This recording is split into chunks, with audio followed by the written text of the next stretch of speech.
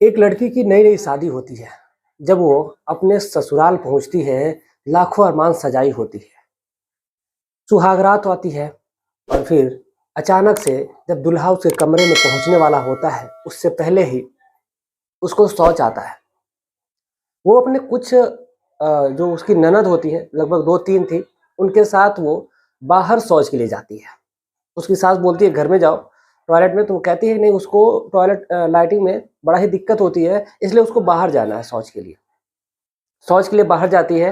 तीनों लड़कियां वहीं पर बैठ करके इंतजार कर रही होती हैं कि उसकी भाभी अब आएंगी, क्योंकि कुछ ही दूरी पर वो रहती है। लेकिन वहां से उसकी भाभी अचानक गायब हो जाती है। आखिर वो औरत गई कहाँ? उसे धरती खा गई या फिर आसमान निकल गया? कुछ ही देरों में वो जो लड़कियां थी कुल चारों तरफ से घूम घूम कर उसको खोजती हैं, लेकिन वो औरत कहीं मिलती ही नहीं। आखिर ऐसा क्या हो गया कि नई नवेली दुल्हन जो जिसकी आज सुहागरात होती है, और उसी सुहागरात के टाइम ही वो लड़की वहां से लापता हो जाती है? आखिर उसका किडनैप हो जाता है या फिर उस लड़की के साथ कोई दरिंदगी कर देता है? वजह क्या थी, जानिए इस पूरी कहानी में। तो चलिए आज की सच्ची घटना की शुरुआत करते हैं। नमस्कार, प्रणाम, मैं अविनाश। वारदात तक के एक नए एपिसोड में आज इस सच्ची घटना के साथ आप लोगों के बीच में आए हुए। सच्ची घटना मध्य प्रदेश की है। मध्य प्रदेश का एक जिला लगता है शिवपुरी, और इसी का एक थाना लगता है अमोला थाना। इसी अमोला थाने के अंतर्गत एक छोटा सा गांव है। उसी गांव में एक परिवार रहता है, जिस परिवार के जो मुखिया है रामकिशुन जी हैं। उनकी धर्मपत्नी है जिनका नाम सविता है, उनकी एक पुत्री है जिसका नाम विनीता है, और एक पुत्र है जिसका नाम राहुल है। चार लोगों का परिवार होता है, बेहद खुशहाल परिवार होता है। लेकिन जो लड़की थी वो छोटी होती है, लड़का बड़ा होता है। लड़के की उम्र लगभग 25 साल के करीब होती है। 24 से 25 साल की जब उम्र होती है तो फिर लड़की वालों का तांता लग जाता है शादी करने के लिए। लेकिन लड़की वाले आते तो थे, लेकिन रिश्ता वहां पर फिक्स नहीं हो पाता था, क्योंकि जो लड़का था वो बेहद काला था। जैसे ही लड़के को इस बात का एहसास हुआ कि उसके रंग की वजह से लड़की वाले भाग जा रहे हैं, फिर जो और भी उसके दोस्त थे जिनकी शादियां हो चुकी थी, वो अपनी अपनी बीवियों को दिखाते थे कि देखो उनकी बीवी इतनी खूबसूरत है, इतनी खूबसूरत है। और साथ ही साथ जो राहुल था उसका मजा भी लिया करते थे कि तुम्हारी जो बीवी है पता नहीं कैसी आएगी, लेकिन जो भी आएगी तुम्हारी तरह काली कलूटी ही आएगी, और शायद पहले तुम्हारी शादी हो, ये तो बड़ी बात है। तुम्हारी जब शादी होगी तब तो मायने रखेगा ये सारी चीजें। वो कहता है ठीक है। अब ऐसे ही वक्त गुजर रहा था। जो राम किशुन होते हैं वो अपने बेटे की शादी के लिए वो भी परेशान होते हैं, लेकिन उन्होंने कहा ठीक है, जब तक शादी नहीं होती तब तक बेटा कुछ काम धाम करेगा। अब इसलिए उसको बगल के ही एक फैक्ट्री होती है जिसमें उसको काम मिल जाता है, और वहीं पर वो काम करने लगता है। और उसको अच्छी खासी सैलरी भी मिलने लगती है। लगभग उसकी जो सैलरी होती है वो 18,000 से स्टार्टिंग होती है। लड़का पढ़ा लिखा भी होता है, उसने पॉलिटेक्निक भी किया रहता है। 18,000 की सैलरी भी जब उसकी ड्यूटी लग जाती है तो वो बेहद लड़का खुश होता है और अपने काम धाम में मस्त हो जाता है। अब जैसे ही कुछ रिश्तेदार होते हैं, उनको पता लगता है कि उनका जो रामकिशुन का जो बेटा है वो नौकरी करने लगा है, तो फिर रिश्तेदारों का तांता फिर से शुरू हो जाता है। अब लड़के के जो मौसा जी हैं, जिनका नाम नगीना होता है, वो वापस से उस लड़के के घर आते हैं और कहते हैं कि एक रिश्ता पता चला है कि अगर आपको ऐतराज ना हो तो मैं उस व्यक्ति को लेकर के आऊं। और ऐसा लगता है कि जो उसकी लड़की है वो बेहद खूबसूरत है। मैंने लड़की को देखा भी है, लड़की बेहद खूबसूरत है, लंबी है, लेकिन एक चीज की कमी है, लड़की ज्यादा पढ़ी लिखी नहीं है। वो 10वीं तक की बस पढ़ी है, उससे ज्यादा वो आगे पढ़ी नहीं पाई है, क्योंकि वो बेहद गरीब है और वो लोग ज्यादा दान दहेज दे नहीं पाएंगे। अब ये सारी बातें रामकिशुन सुनते, वो कहते हैं कि ठीक है, आप उनको लेकर के आइए, लड़की की फोटो लाइएगा, अगर लड़की अगर पसंद आएगी तो फिर दाद दहेज की कोई बात ही नहीं। वो कहते हैं कि ठीक है। लगभग 3 से 4 दिन का समय बीतता है। जो नगीना जी हैं एक व्यक्ति को लेकर के उनके घर पहुंचते हैं और कहते हैं देख लीजिए ये घर है, और जो लड़का है, अब ये लड़के को बुला दिया जा रहा है, आप लड़के को भी देख लीजिएगा। लेकिन जो लड़का है उसकी बात पहले भी हो चुकी थी कि लड़का जो है उसका कलर ज्यादा है, कुछ ज्यादा ही सांवला है। जो लड़की वाले होते हैं वो कहते हैं कि ठीक है, हमें कोई ऐतराज नहीं है, लड़का नौकरी कर रहा है, ये सबसे बड़ी बात है, लड़के के पास जमीन जायदाद भी है, उससे जो लड़की है वो बेहद वहां पे खुश रहेगी। लड़की वाले आते हैं तो घर द्वार भी देखते हैं, वो भी देखते ही उनको बड़ा पसंद आता है। अब फिर बात आती है लड़के को बुलाया जाए। लड़का अंदर से आता है, लड़के को देखते हैं, उनको कोई ऐतराज नहीं होता है। लड़के का रंग काला भले था, लेकिन लड़का लंबा था, सब कुछ उसके अंदर फिट था। अब जो लड़का है वहाँ से फिर चला जाता है। फिर इधर वक्त गुजर रहा होता है और जो लड़का था बेचैन हो रहा था कि लड़की की कब फोटो आए, कब वो देखे और उसके बाद अपनी खुशी को अपने दोस्तों में जाहिर करे, क्योंकि उसने सुना था कि जो उसकी पत्नी है, होने वाली बीवी है, वो बेहद खूबसूरत है। अब उसके चर्चे बहुत है। तो अब जो लड़का है अपने पिताजी को घर में बुलाता है और वो कहता है कि जल्दी से लड़की की फोटो लेकर के आइए। इस पर जो रामकिशुन होते हैं वो बाहर जाते हैं, कहते हैं कि आप लोग अगर लड़की की अगर फोटो लाए हो तो लड़की की फोटो हमें दिखा दीजिए, और हमारी जो धर्मपत्नी है वो फोटो मांग रही है, हमारी बेटी देखना चाहती है। तब फिर वो फोटो लेकर देते हैं और फिर लेकर के वो घर में जाते हैं। अभी वो अपने पत्नी को फोटो देते इससे पहले जो होता है राहुल, वो फोटो छीन लेता है अपने हाथ में और देखने लगता है, और जो लड़के का पिता है वो देख करके इस हरकत को मुस्कुराने लगता है। अब इधर वक्त के साथ साथ जो रामकिशुन है वो बेहद खुश होते हैं और वो कहते हैं कि जो लड़की है वो पसंद आती है, और फिर वो बात को आगे बढ़ाया जाता है। अब ऐसे ही जो रामकिशुन है वो आगे तो बढ़ते हैं, जाते हैं और बाहर कहते हैं कि हमें लड़की पसंद है, अब बात को आगे बढ़ाइए। तो जो सारी बातें होती है वो पहले से की भी क्लियर तो हो चुकी थी, लेकिन जो लड़की वाले हैं उनके मन में हमेशा डर रहता है। फिर वो एक बार फिर से कहते हैं कि देखिए हम ज़्यादा दान दहेज नहीं दे पाएंगे, हमारी लड़की जो है वो 10वीं तक ही पढ़ी है, हम इससे ज़्यादा कुछ कर नहीं पाएंगे। इस पर जो रामकिशुन होते हैं वो अभी कुछ बोलते इससे पहले जो लड़का होता है वो बोलता है कि हमें दान दहेज नहीं चाहिए, लड़की आपकी पसंद में है, आप कुछ भी नहीं देंगे फिर भी शादी हो जाएगी, आप चाहे तो मंदिर से शादी कर सकते हैं, हमें कोई ऐतराज नहीं है। इस पर जो लड़की वाले होते हैं वो बेहद खुश होते हैं, और उसके जो लड़के के जो मौसा होते हैं जिनका नाम नगीना होता है वो भी बेहद खुश होते हैं, चलो कम से कम इतने अच्छे संस्कार है। जो लड़की वाले होते हैं, जो लड़की के पिताजी होते हैं, वो बेहद खुश होते हैं कि चलो कम से कम जो लड़का है वो इतना समझदार है, वो ऐसी ऐसी बातें कर रहा है, जो हमारी बेटी है वो यहाँ पर बेहद खुश रहेगी, उसका जो जीवन है वो सुख में बीतने वाला है, इकलौता लड़का है।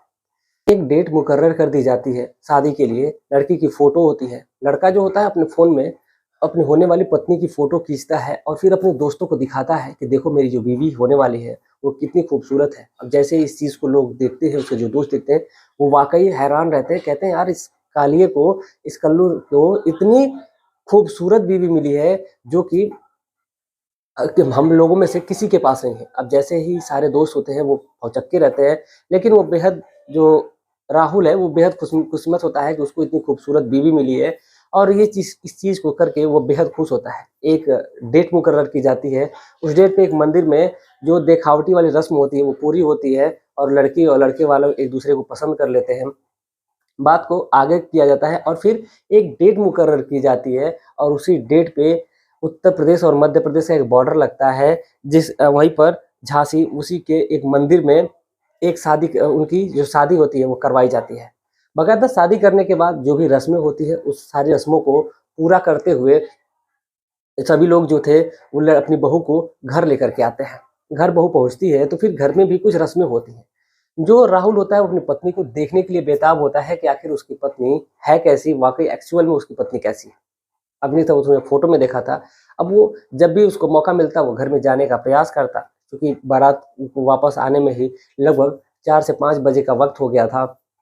जो रस्में होती है वो सारी निभाई जा रही थी, और इधर लोग अपने काम में मस्त थे, और सभी जो रिश्तेदार थे वो जाने के लिए परेशान थे। और जो राहुल है उसको वक्त नहीं मिल रहा था कि अपनी बीवी को देख पाए। जो राहुल की जो माँ होती है जिसका नाम सविता होता है, वो एक लड़के को बाजार से फूल लाने के लिए बोलती है, ताकि जो अंदर की जो सुहागरात की जो सेज होती है उसको सजाई जा सके। बाकायदा उसकी सेज को सजाया जाता है, और जैसे ही कुछ लोग उससे बाहर निकलते हैं तो जो राहुल होता है वो अपनी माँ से भी पूछता है कि अब मैं अंदर जा सकता हूँ। तो राहुल की माँ मुस्कुराती है और कहती है कि नहीं, अभी जो रस्में हैं वो चल रही है। कुछ समय बीतता है, यानी कि रात के जब लगभग 8 बज जाते हैं, तो अब राहुल अब बेताब होता है कि कब वो अपनी पत्नी के पास जाए। अब जैसे ही वो जाने वाला होता है तब तक घर का जो दरवाजा है वो खुलता है, और खुलते ही उसमें से 2 लड़कियां बाहर निकलती हैं और कहती हैं कि चाची जी, जो भाभी है हमारी वो शौच के लिए जाना चाहती हैं। तो वो कहती है कि ठीक है, उसको जो बाथरूम है वो दिखा दो। तो कहती है नहीं, वो कह रही है कि वो बाथरूम में नहीं जाएंगी, क्योंकि वो गांव की और बहुत छोटे घर की लड़की हैं, आज तक उन्होंने कभी शौचालय का प्रयोग किया ही नहीं है, तो वो बाहर जाएंगी। तो वो कहती हैं कि ठीक है। 2 लड़कियां होती हैं, लेकर के उनको बाहर जाती हैं, और लेकर के जैसे ही पहुंचती है फिर वहाँ कुछ ही दूरी पर जो औरत है वो चली जाती है शौच के लिए, और बाकी 2 लड़कियां खड़े होकर वही इंतजार करने लगती हैं कि उनकी भाभी कब आए तो फिर वो घर जाए। कुछ समय गुजरता है, लगभग 10 मिनट का समय गुजर जाता है, 20 मिनट का समय गुजर जाता है, लेकिन उसकी भाभी वापस ही नहीं आती है। तो फिर वो आवाज़ लगाती है तो फिर कोई भी नहीं आता है। तो फिर जैसे ही अब वो लड़कियां परेशान हो जाती हैं, टार्च इधर उधर बारती हैं, खोजती है, लेकिन उनको मिलता ही नहीं है कुछ। अब वो परेशान होती है, इधर उधर खोजती हैं, जब नहीं मिलती हैं तो फिर वो वापस घर आती हैं और अपनी जो चाची होती है यानी सविता, उनसे सारी बातें बताती है कि उनकी भाभी मिल नहीं रही है, पता नहीं कहाँ गायब हो गई है। अब सभी लोग हैरान हो जाते हैं, परेशान हो जाते हैं कि आखिर वो गई तो गई कहाँ। पूरी रात उस लड़की को खोजा जाता है आस पड़ोस के इलाकों में, लेकिन वो लड़की कहीं मिलती नहीं है। अब ऐसा तो लग रहा था मामला कहीं ना कहीं किडनैपिंग का हो गया है, कि कोई उसकी बीवी को किडनैप कर लिया हो। सुहाग रात है और लड़की गायब हो जाती है। इधर जो राहुल है अब अपने सिर पे हाथ पकड़ के बैठ जाता है कि अपने उसने बीवी का दीदार भी नहीं किया और उसकी जो बीवी है वो गायब हो गई। अब ऐसे ही वक्त गुजरता है, रात पूरी रात वो लोग खोजते हैं, लेकिन उनकी बीवी जब नहीं मिलती है, उसी रात को परिवार वालों के घर फ़ोन कर दिया जाता है कि आपकी जो लड़की है वो गायब हो गई है, मिल नहीं रही है, शौच के लिए बाहर गई थी, फिर वहाँ से लापता हो गई है। अब जैसे ही परिवार वालों को पता चलती है ये बात, सभी लोग सदमे में आ जाते हैं कि आखिर उनकी बेटी गई तो गई कहाँ। अब वो लोग भी आते हैं अब लड़की के ससुराल में, रात में पूरी रात खोजा जाता है लड़की को, लेकिन जब नहीं मिलती है, सुबह को थाने में तहरीर दिया जाता है। इधर जो लड़का है अब वो जिद पे अड़ जाता है। अब उसको कहीं न कहीं इस बात का अंदेशा लग गया था कि उसकी जो पत्नी थी, वो फरार हो चुकी है किसी के साथ। अब इधर जो लड़का था वो अब जिद करके बैठ जाता है कि वो उसकी जो छोटी बहन है लड़की की, यानी कि जिस लड़की का नाम कुसुम होता है, कुसुम की जो छोटी बहन थी जिसका नाम रूपा होता है, रूपा से वो शादी करेगा। लेकिन जो लड़की के पिताजी थे वो कहते हैं कि अच्छा ठीक है, पहले हमारी लड़की गुम हुई है, पहले उसको तो खोजा जाए। कुछ समय बीतता है, यानी कि लगभग दोपहर के टाइम होता है। अब लोग थाने में जाने वाले होते हैं, इससे पहले लड़की का फ़ोन आता है और वो कहती है कि आप लोग मुझे खोजिएगा मत, मैं अपने प्रेमी के साथ मैं निकल गई हूँ और आप लोग मुझसे मेरी जो शादी थी वो ज़बरदस्ती करवाए थे और मैं उस काले लड़के के साथ नहीं रह सकती। अब जैसे ही राहुल इस बात को सुनता है कि वो काला लड़का है, इस वजह से उसकी जो पत्नी है छोड़ कर के भाग गई है। अब बेहद वो शर्मिंदा होता है, परेशान होता है कि आखिर अब वो करे तो क्या करे। लेकिन वो भी एकदम जिद पकड़ के बैठा था कि अब वो शादी रूपा से करेगा। जो रूपा थी वो भी बेहद खूबसूरत थी। अब इसी जिद पे अड़ा हुआ था, लेकिन जो परिवार वाले हैं आखिर करते भी तो क्या करते। अब इधर जो लड़का है सुहागरात मनाने के इंतजार में है, तब तक उसकी जो पत्नी है वो फरार हो गई। वाकई हैरान करने वाली अपने आप में बात थी ये। अब इधर पुलिस में तहरीर दी जाती है, लेकिन जो लड़की है अब उसकी जो लोकेशन जब पुलिस खंगालती है तो फिर तुरंत जो जब पुलिस वहाँ पहुँचती है उससे पहले ही वो लड़का और लड़की वहाँ से दोनों फरार हो चुके थे और नंबर जो सिम थी वहीं पर उसकी लास्ट लोकेशन दिखा रही थी। कहीं न कहीं ऐसा लग रहा था कि उन्होंने सिम को वहीं पे तोड़ करके फेंक दिया और उसके बाद फिर वहाँ से निकल गया। पुलिस अभी भी उनकी तलाश में है, लेकिन अभी उनको कोई भी सुराग हाथ नहीं लगा। इधर लड़का जिद पे है कि वो अब उसकी पत्नी से, दूसरी पत्नी की बहन से शादी करेगा, यानी कि रूपा से शादी करेगा। अगर वो नहीं जाएँगे तो वो ससुराल में ही पड़ा रहेगा। अब इधर जो परिवार वाले हैं अब वो मान जाते हैं, अब वो फिर इस शादी के लिए तैयार हैं। देखिए एक शादी की डेट मुकर्रर की जाएगी और फिर शादी अब कर दी जाएगी, ऐसा उनके पिता ने आश्वासन दिया। लेकिन अब इधर सबसे बड़ी बात तो ये है कि आखिर वो शादी होगी तो होगी कैसे? क्योंकि जो उसकी पत्नी है तो फरार है, अगर आ जाती है तो फिर दिक्कत हो जाएगी। लेकिन जो राहुल है, अब राहुल की शादी उसकी बहन यानी कि रूपा से करवा दी जाती है और जो रूपा है अपने ससुराल में पहुँचती है और वहाँ पर बाकायदा जो रीति-रिवाज होता है दोबारा से सारा कुछ किया जाता है और फिर जो रूपा है अब वो अपने पति यानी कि राहुल के साथ अभी खुश है। बाकी पुलिस अभी उनकी तलाश में है, जैसे वो मिलेंगे उनको अपराधी घोषित किया जाएगा और उसके बाद फिर उसको जिन दोनों को जेल में डाला जाएगा। बाकी इस पूरे घटनाक्रम को सुनाने का उद्देश्य किसी की भावनाओं को ठेस पहुँचाना नहीं है, बल्कि आपको जागरूक करना है, आपको सचेत करना है। आप जहाँ भी रहें स्वस्थ रहें, सुरक्षित रहें। जाते-जाते कुछ हमारे दोस्त हैं जिन्होंने कमेंट किया है, मैं उनके नाम लेना चाहूँगा। डॉक्टर AK अग्निहोत्री जी हैं, सर्वजीत गिल जी हैं, मीसम जी हैं, सत्येंद्र पटेल जी हैं, जुबेर खान जी हैं, रूप यादव जी हैं, नसीमुद्दीन भाई जी हैं, साहदी रिजवी जी हैं, कमल कांत पटेल जी हैं। आप तमाम लोगों का तहे दिल से शुक्रिया कि आप लोग इतना प्यार और सपोर्ट बनाए रखें। उम्मीद है कि ऐसे ही अपना प्यार और सपोर्ट बनाए रखेंगे। मिलते हैं कल एक और सच्ची घटना के साथ, तब तक के लिए जय हिंद, जय भारत।